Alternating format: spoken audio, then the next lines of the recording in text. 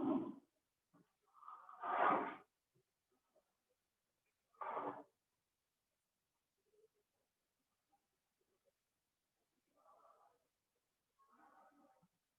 बेटा, स्वागत है आपका हिंदी की क्लास में।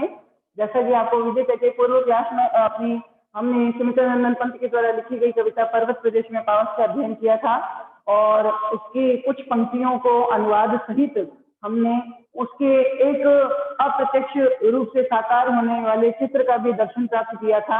तो हम इसी कविता को आगे की ओर बढ़ाते हुए इसकी अन्य पंक्तियों के बारे में जानकारी प्राप्त करते हैं। क्या कहते हैं देखिए, गिरि का गौरव गाकर झरझर। कौन सा अलंकार आ रहा है? गिरि का गौरव गाकर झरझर। देखिए दो अलंकार हैं इसमें, एक तो ध्वनि की आवृत्ति हो रही है और एक शब्द की आवृत्ति हो रही है। जहां वर्ण की आवृत्ति होती है वहां आता है अनुप्रास अलंकार और जहां पूरे शब्द की आवृत्ति होती है उस अलंकार को बोलते हैं पुनरुक्ति प्रकाश। ये दो अलंकार यहाँ पर स्पष्ट रूप से अभिव्यक्त किए जा रहे हैं। गिरि का गौरव गाकर झरझर, मद में नस नस उत्तेजित कर। मद में नस नस उत्तेजित कर, मोतियों की लड़ियों से सुंदर। मोतियों की लड़ियों से सुंदर। अब देखिए फिर एक और अलंकार आया है, लड़ियों से सुंदर। से यानी के बराबर तुलना की जा रही है कि ये जो झरने हैं इनके अंदर बहने वाली जल की जो धाराएं हैं वो बिल्कुल मोतियों के समान, मोतियों के जैसी प्रतीत हो रही है। सा सरिस समान सम, जहां इन शब्दों का प्रयोग किया जाता है वहां अलंकार आता है उपमा अलंकार। ठीक है, किसके बारे में वर्णन कर रहे हैं? झरते हैं झाग भरे निर्झर। झरते हैं झाग भरे निर्झर। कितनी सुंदर तुकबंदी है देखिए, और कितना सुंदर दृश्य यहाँ पर उपस्थित किया गया है कि मेखलाकार पर्वत अपार, अपने सहस्र दृढ़ सुमन फार। अपने सहस्र दृढ़ सुमन फार, अवलोक रहा है बार बार, नीचे जल में निज महाकाल। है ना, जिसके चरणों में पलातान, दर्पण का फैला है विशाल। इतनी पंक्तियों का अध्ययन हमने किया था और यहाँ पर हमने ये भी देखा था कि इन्हीं पहाड़ों में से क्या निकलते हैं? झरने। और ये झरने गिरते हुए कैसे प्रतीत होते हैं, उसी प्राकृतिक वातावरण की सुंदरता को उन्होंने अपने शब्दों के माध्यम से बांध दिया है। क्या कहते हैं कवि? एक एक शब्द के अर्थ पे ध्यान दीजिएगा। गिरि यानी पहाड़, का यानी का, गौरव यानी गुणगान या महिमा, इसकी पहाड़ की महिमा या पहाड़ का गुणगान या पहाड़ की प्रशंसा। गाकर गाते हुए, गाकर यानी गाते हुए। झरझर यानी झरते हैं या गिरते हैं, बहते हैं। ठीक है, क्या बहते हैं? मद यानी मस्ती में। मस्ती में। नस नस यानी जल धाराओं का कण। जल धारा का कण, जल धारा का एक एक कण। उत्तेजित यानी उमंगित होकर। उत्तेजित यानी उमंगित होकर। अब देखिए इसका अनुवाद हम कैसे करेंगे। कवि सुमित्रानंदन पंत पहाड़ों में से निकलने वाले झरने और उसकी शोभा का वर्णन करते हुए बताते हैं कि ये जो झरने हैं, ये झरने जो मस्ती में, जिसकी जल धारा का एक एक कण उमंगित होकर बह रहा है, ऐसा लगता है मानो पहाड़ों की महिमा या प्रशंसा का गान कर रहा है। यहाँ पर पहले दूसरी वाली पंक्ति का अनुवाद लेंगे। क्या कहते हैं देखिए, गिरि यानी पहाड़ का गुणगान करते हुए, पहाड़ की प्रशंसा का गान गाते हुए। डरते हैं यानी डर रहे हैं, गिर रहे हैं पहाड़ों में से। कौन? झरने। और उनकी जल धारा का एक एक कण। नस नस यानी जल धारा का एक एक कण कैसा है? मद में। मद यानी वैसे तो होता है नशा, लेकिन यहाँ नशे का तारतम्य किससे है? मस्ती से। यानी बिल्कुल मस्ती से आनंद लेते हुए जल धारा का एक एक कण जो है उत्तेजित होकर, उमंगित होकर। झरझर यानी झर रहा है, किसमें से? झरनों में से, और ये झरने कहाँ से प्रवाहमान हो रहे हैं? पहाड़ों में से। तो दोबारा देखिए कि झरने जो हैं, जिनकी जल धाराओं का एक एक कण मस्ती में उमंगित होकर बह रहा है, ऐसा लगता है मानो पहाड़ों की प्रशंसा का गान कर रही हैं। और ये कैसे दिखाई देते हैं? मोतियों की लड़ियों से सुंदर। जिस तरह से मोतियों की लड़ियां होती हैं, और मोतियों की लड़ियां यानी मोतियों की मालाएं, कि पहाड़ों में से गिरने वाली जो जल धाराएं हैं वो मोतियों की मालाओं के समान बिल्कुल स्वच्छ, बिल्कुल धवल, सफेद दिखाई देती हैं, बिल्कुल स्वच्छ और धवल दिखाई देती हैं। तो पहाड़ों से गिरने वाली जो जल धाराएं हैं, वो जल धाराएं इतने स्वच्छ और धवल है कि मोतियों की मालाओं जैसी के समान सुंदर दिखाई देती हैं। इस प्रकार झरते हैं झाग भरे निर्झर। निर्झर यानी झरने, और झरते हैं यानी प्रवाहित होते हैं। किस तरह से? खूब सारा जल, यानी जल की खूब सारी मात्रा जब एक स्थान पर गिरती है तो वो एक झाग सदृश एक चित्र जो है उपस्थित करती है। यानी पहाड़ों पर से जब नीचे की ओर झरने गिरते हैं तो वो झाग से परिपूर्ण, जल से युक्त दिखाई देने लगते हैं। क्या कहते हैं कवि? कवि कहते हैं कि जो झरने हैं उसकी हर जल धारा का जो कण है वो मस्ती में यानी आनंद में उमंगित होकर पहाड़ों का गुणगान गाते हुए प्रवाहित हो रहा है, और जल धाराओं की जो धवलता और स्वच्छता है वो मोतियों की मालाओं के सदृश सुंदर दिखाई देती है। इस प्रकार पहाड़ों में से जब झरने नीचे की ओर गिरते हैं तो जल की मात्रा का एक साथ वहां इकट्ठा होना एक झाग के सदृश चित्र उपस्थित कर देता है। झाग के सदृश एक चित्र उपस्थित कर देता है। झाग का यहाँ अर्थ सेम के समान या झाग से भरा हुआ तालाब दिखाई देता है। ठीक है, दोबारा से देखिए। गिरि का गौरव गाकर झरझर, मद में नस उत्तेजित कर, मोतियों की लड़ियों से सुंदर झरते हैं झाग भरे निर्झर। अनुप्रास अलंकार, पुनरुक्ति प्रकाश अलंकार और उपमा अलंकार का बहुत ही सुंदर प्रयोग किया गया है। शैलीगत विशेषता ये है कि पाठक के जो कल्पना है उस कल्पना में एक चित्र साकार होने लगता है। पंक्तियों की तुकबंदी प्रशंसनीय है, कविता गीत के रूप में गाने योग्य है, और कविता में पहाड़ी इलाके में वर्षा ऋतु के समय कैसा दृश्य होता है बिल्कुल उसको प्रतिबिंबित किया गया है। कवि कहते हैं कि पहाड़ों का गुणगान गाते हुए जो झरने हैं उनकी एक एक जल धारा का जो कण है वो आनंदित होकर, उमंगित होकर बह रहा है, और वे प्रवाहित होते हुए इतने स्वच्छ और धवल हैं कि मोतियों की मालाओं के सदृश सुंदर दिखाई देते हैं। इस प्रकार ऊंचाई से बहते हुए ये सारे झरने नीचे एकत्रित जल राशि में एक झाग का सदृश चित्र उपस्थित करते हैं। तो यहाँ ये जो चार पंक्तियां हैं इसमें पहाड़ी इलाके में बहने वाले झरनों की सुंदरता को अभिव्यक्त किया गया है। तो यहाँ तक की ये पंक्तियां आपको अच्छे ढंग से समझ आई होंगी। अब आगे इन पंक्तियों में कवि किसके बारे में, आगे की पंक्तियों में कवि ने उस पर्वतीय क्षेत्र के नीचे की ओर जो मैदानी भाग है जिसमें फूलों की घाटियां हैं वहां उपस्थित पेड़ों की सुंदरता के बारे में बखान किया है। और वो पेड़ कैसे दिखाई देते हैं तो कवि पंक्तियों में क्या कहते हैं, देखिए।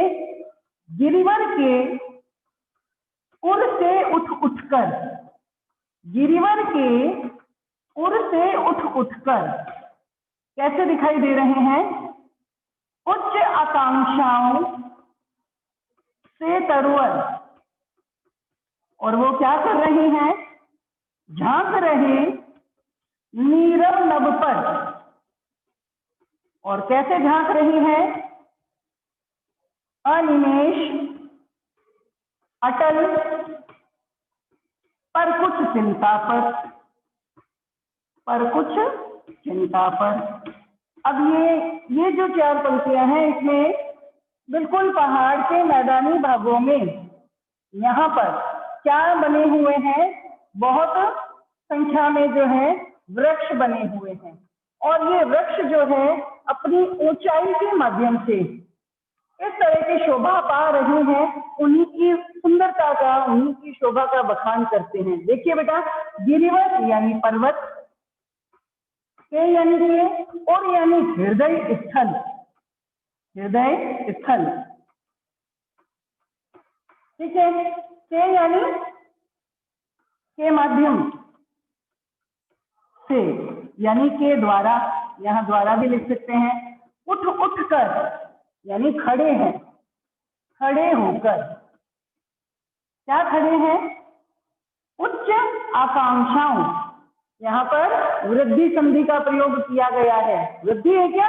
यहाँ पर अ और अ मिलकर आ बन रहा है, दीर्घ स्वर संधि का प्रयोग किया गया है। उच्च अ है और आकांक्षाओं अ है, ये दोनों मिलकर के आ में यानी संयुक्त हो जाते हैं और नवीन शब्द बनाते हैं उच्चाकांक्षाओं, यानी दीर्घ स्वर संधि का प्रयोग है। ऊंची ऊंची इच्छाओं, अब यहाँ से आ रहा है, यानी तुलना की जा रही है उस ऊंची ऊंची इच्छाओं के समान। क्या है? सरोवर यानी पेड़। एक एक पहले वर्ड का हमने मीनिंग लिख लिया है। यहाँ पर क्या कहते हैं देखिए, इसी पहाड़ी भाग के हृदय स्थल पर कुछ पेड़ जो है हृदय स्थल के माध्यम से खड़े हैं, यानी पहाड़ के नीचे मैदानी भागों में कुछ ऊंचे ऊंचे जो पेड़ हैं वो खड़े दिखाई दे रहे हैं। कैसे दिखाई दे रहे हैं? मानो ये इन्हीं पर्वतों की ऊंची ऊंची इच्छाओं के समान है। कैसे दिखाई देते हैं? मानो ये इसी पर्वत की ऊंची ऊंची आकांक्षाओं के समान है। यानी अब दोनों पंक्तियों को मिलाएंगे, क्या कहते हैं? पर्वतों के हृदय स्थल से ऊंची, पर्वतों की ही ऊंची ऊंची इच्छाओं के समान कुछ पेड़ जो हैं वो खड़े दिखाई दे रहे हैं। पर्वतों के हृदय स्थल पर पर्वतों की ही ऊंची ऊंची इच्छाओं के समान कुछ पेड़ खड़े दिखाई दे रहे हैं।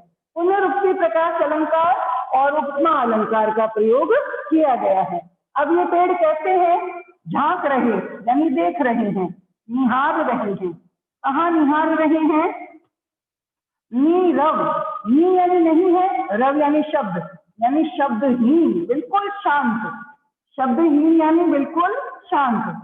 नभ यानी आकाश की ओर, और ये सारे पेड़ जो है अपनी ऊंचाई से ऐसे लगते हैं मानो बिल्कुल शांत रहने वाले आकाश की ओर निहार रहे हैं, देख रहे हैं। अब पेड़ों की देखने की स्थिति कैसी है? अनिमेष, अनिमेष का अर्थ है बिना पलक झपकाए, एक टक, लगातार, ठीक है। अटल, अटल यानी बिना हिले, बिना हिले यानी एक जगह स्थिर। ये पेड़ कैसे दिखाई देते हैं कि एक स्थान पर बिल्कुल बिना पलक झपकाए स्थिर खड़े होकर, लेकिन चिंता पर, लेकिन थोड़े से चिंताजनक स्थिति में दिखाई दे रहे हैं। अब पेड़ों की क्या चिंता है भाई? यहाँ पेड़ों को भी चिंता परक दिखा दिया है। यानी जब मानवीय क्रियाओं का आरोप इसी प्राकृतिक तत्व पर किया जाता है तो वो अलंकार कौन सा आता है यहाँ पर? मानवीकरण। कौन सा अलंकार आता है? मानवीकरण, ठीक है। तो कौन से अलंकार आ गए? अनुप्रास, पुनरुक्ति प्रकाश, उपमा, रूपक और मानवीकरण अलंकार, ठीक है। क्या कहते हैं देखिए, गिरिवर की ओर से उठ उठकर पहाड़ों के हृदय स्थल पर खड़े दिखाई देते हैं। क्या? उच्च आकांक्षाओं से तरवर, पहाड़ों की ही ऊंची ऊंची इच्छाओं के समान कुछ पेड़ वहां पर दिखाई देते हैं। ऐसा लगता है वे पेड़ झांक रहे नीरव नभ पर, ऐसा लगते हैं वे सारे पेड़ नीरव यानी बिल्कुल शांत, नभ यानी आकाश की ओर झांक रहे हैं यानी देख रहे हैं। और कैसे देख रहे हैं? अनिमेष, बिना पलक झपकाए, अटल, स्थिर, लेकिन कुछ चिंता पर, लेकिन थोड़े चिंताजनक स्थिति में दिखाई दे रहे हैं। अब चिंता कैसे हुई उस पेड़ों को? तो चिंता का कारण क्या है कि पर्वतीय प्रदेश है और उसमें वर्षा ऋतु का समय है। अचानक जैसे ही समय बदलेगा और वहां खूब तेज और भयंकर स्थिति में एक बारिश जो है वो बरसने लगेगी और उसी बारिश के कारण वहां उस पर्वतीय प्रदेश की जो प्राकृतिक सुंदरता है उसका एक दूसरा ही रूप हमारे सामने आने लगेगा। और वो दूसरा रूप क्या है, देखिए कवि खुद यहाँ बताता है, क्या कह रहा है, देखो एकदम से परिवर्तन आया, अचानक अचानक लो उड़ गया भूधर, फड़का अपार पारद के पर, फड़का अपार पारद के पर, रवशेष रह गए हैं निर्धर, रवशेष रह गए हैं निर्धर, यूं टूट पड़ा भू पर अंबर, यूं टूट पड़ा भू पर अंबर। अब देखो कितना सुंदर दृश्य है। और क्या कहते हैं, कवि ने क्या कहा है, पहले तो तुकबंदी देख लो, भूधर, पर, निर्धर, अंबर, लगभग इसके तुकबंदी मिलते हुए शब्द यहाँ पर प्रयुक्त किए गए हैं। क्या कहते हैं कवि, कवि यहाँ बताते हैं हमें कि अचानक जो जो पेड़ चिंताजनक स्थिति में दिखाई दे रही हैं, उनकी चिंता का कारण क्या है, उनकी चिंता का जो कारण था तुरंत वैसा का वैसा रूप वहां पर साकार होने लगता है। क्या कह रहे हैं, कवि ने कहा अचानक लो उड़ गया भूधर, भूधर यानी पहाड़, और अचानक यानी एकाएक आकस्मिक रूप से एकदम से जो पहाड़ था वो उड़ गया, उड़ गया यानी उड़ान भर चुका था, अर्थात गायब हो गया, अदृश्य हो गया। वहां पहले तो दिखाई दे रहा था वो पहाड़, अब एकदम से क्या हुआ, वहां पर वो जो भूधर था, वो जो पहाड़ था, वो आकस्मिक रूप से वहां पर गायब हो गया। फिर क्या हुआ, फड़का अपार पारद के पर, फड़का अपार पारद के पर। अब यहाँ क्या कहते हैं, देखिए कवि, फड़का यानी फड़फड़ाते हुए, अपार यानी असंख्य, पारद यानी पारे के समान चमकीले, पारे के समान चमकीले।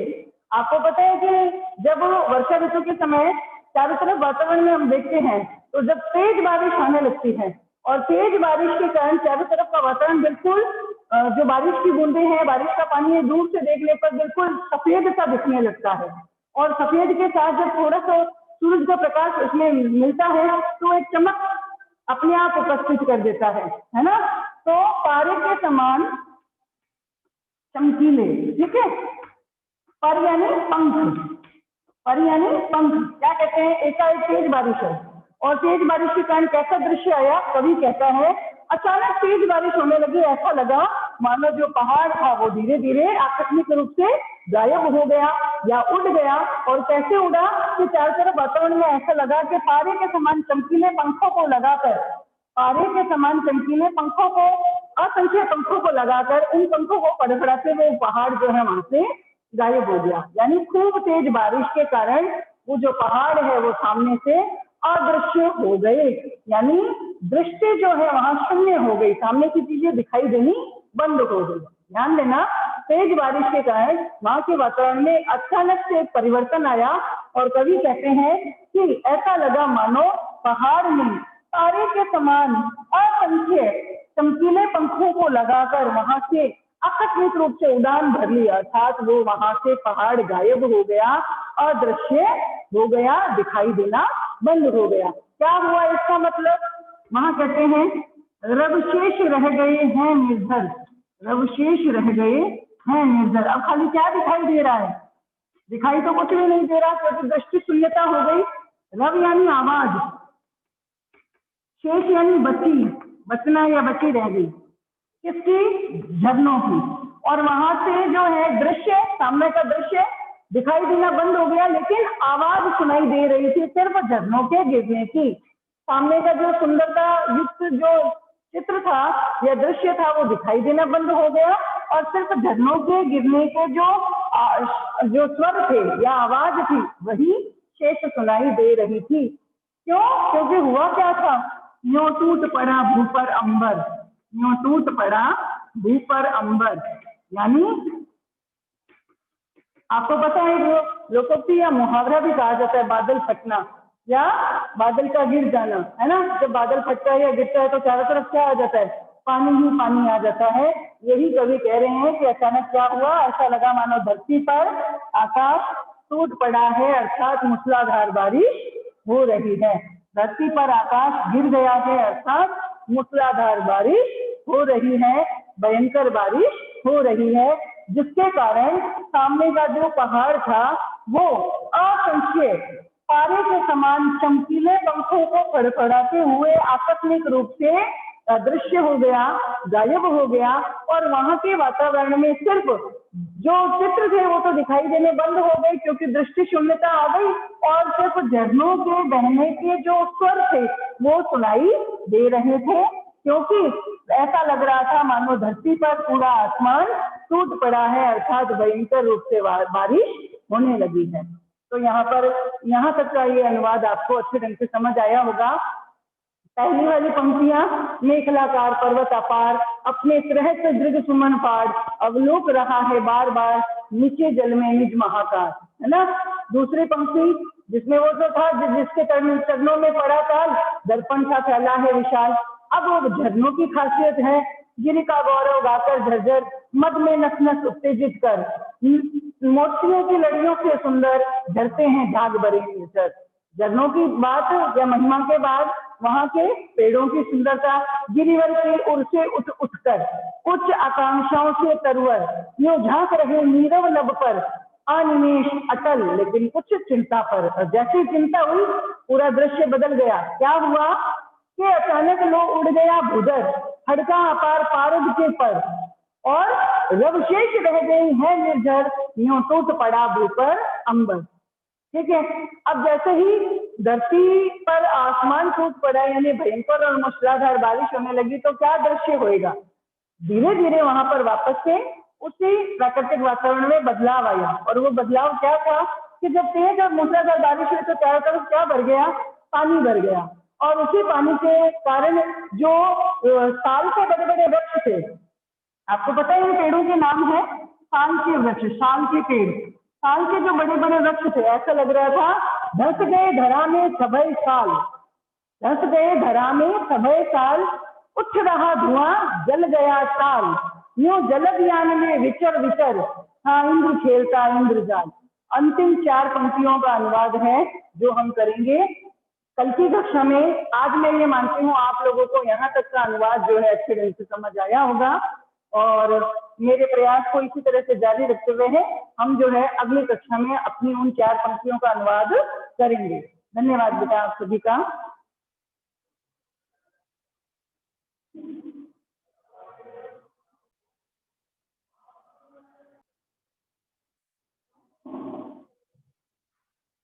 कवि ने इस सारे दृश्य को आगे और उसको जोड़ दिया है। देखिए जब हमने पहाड़ के बारे में पढ़ा तो पहाड़ चिंताजनक स्थिति में थे, क्योंकि उनको चिंता हो रही थी किस चीज की, कि अब थोड़ी देर में वहां का सारा चित्र बदल जाएगा, और खूब तेज बारिश हुई थी। और वही बारिश हुई, इसी बात की चिंता थी पहाड़ों को। अब जैसे ही बारिश हुई यानी टूट पड़ा भूपर अंबर, तो क्या हुआ, पहाड़ों की जो चिंता थी वो बिल्कुल सही थी, क्योंकि ये साल के वृक्ष है। तो ज्यादा बारिश होने से क्या हुआ, ज्यादा बारिश होने से क्या हुआ, धंस गए धरा में, धंस गए धरा में सभय शाल, सभय शाल। ठीक है। और उठ रहा धुआं, उठ रहा धुआं, जल गया ताल, जल गया ताल, यूं जलद यान में विचर विचर, यूं जलद यान में विचर विचर, विचर विचर, था इंद्र खेलता इंद्रजाल, था इंद्र खेलता इंद्रजाल। क्या कहते हैं देखिए, यहाँ पर कवि ने बताया है जो पेड़ों को चिंता थी ना वही बात हुई। क्या कहते हैं कि जैसे भू पर टूट पड़ा अंबर यानी भयंकर मूसलाधार बारिश हुई, उस बारिश की वजह से क्या हुआ, चारों तरफ पानी छा गया। और चारों तरफ पानी के अंदर जो ये साल के बड़े बड़े वृक्ष थे जो बहुत ऊंचाइयों के थे, लेकिन पानी भर जाने के कारण इनकी ऊंचाई जो है छिप गई, इनकी ऊंचाई छिप गई यानी कम दिखने लगी। ऐसा लगने लगा मानो धंस गए, यानी प्रविष्ट, प्रवेश कर गए, है ना। कहाँ प्रवेश कर गए? धरा में यानी जमीन में। क्या? सब है यानी डर कर, साल यानी साल के वृक्ष के भयंकर बारिश के कारण या मूसलाधार बारिश के कारण साल के जो बड़े बड़े वृक्ष थे ये डर कर जमीन के भीतर प्रवेश कर गए, यानी उनकी आधी से ज्यादा जो ऊंचाई थी वो जमीन के अंदर प्रविष्ट हो गई। लेकिन ऐसा नहीं था, हुआ क्या था? ज्यादा पानी भर गया था। पानी के कारण इनकी जो ऊंचाई थी ना वो दिखनी कम हो गई थी। सच में वो वास्तविकता में जमीन में थोड़ी घुसे हैं, बल्कि इनकी जो लंबाई थी वो छिप गई थी पानी की अधिकता के कारण, यानी पानी का स्तर वहां पर बढ़ गया था। तो ऐसा लग रहा था मानो साल के बड़े बड़े वृक्ष भयंकर बारिश से डर कर जमीन में प्रविष्ट कर गए। ठीक है। अब जब बहुत तेज बारिश होती है तो वातावरण में क्या छा जाती है?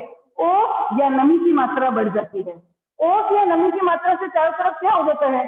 धुंध धुंध छा जाती है। जैसे वर्तमान में सर्दी के दिनों में चारों तरफ वातावरण में छाई रहती है धुंध। तो वहां क्या हुआ? कभी इमेजिनेशन यानी अपनी कल्पना को शामिल करता है। क्या कहता है? उठ रहा धुआं, यानी चारों तरफ भयंकर धुआं। धुआं का यहाँ पे क्या अर्थ है? ओस, नमी। ठीक है ना।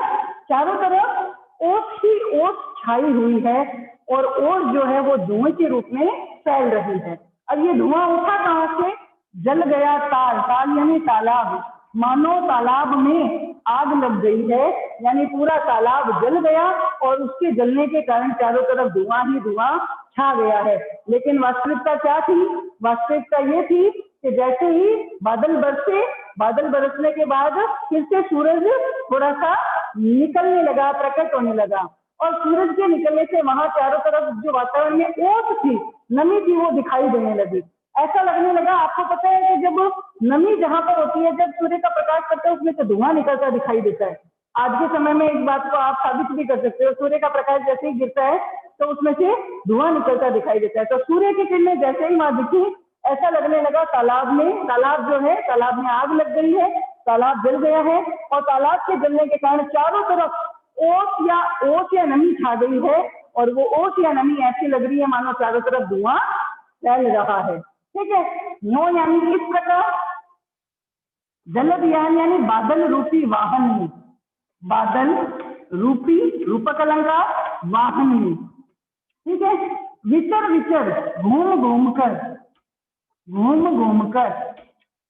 हा यानी था, इंद्र यानी वर्षा का देवता, खेलता यानी खेल रहा है, खेल रहा है। इंद्रजाल यानी माया का खेल, जादू का खेल, माया या जादू। तो इस तरह पहाड़ी क्षेत्र में वर्षा ऋतु के समय जो वर्षा का देवता इंद्र है वो बादल रूपी वाहन में घूम घूम कर इस तरह का माया का खेल, जादू का खेल, एक जादुई खेल खेल रहा था। अर्थात इस तरह वातावरण में जो वर्षा होना, फिर वर्षा का ठहर जाना, सूर्य का प्रकाश फैलना, चारों तरफ चमक आ जाना, फिर से बादल आना और फिर से सामान्य वातावरण हो जाना, इस प्रकार जो इंद्र भगवान है वो वहां पर अपना जादू का खेल, अपनी माया का खेल खेल रहे थे।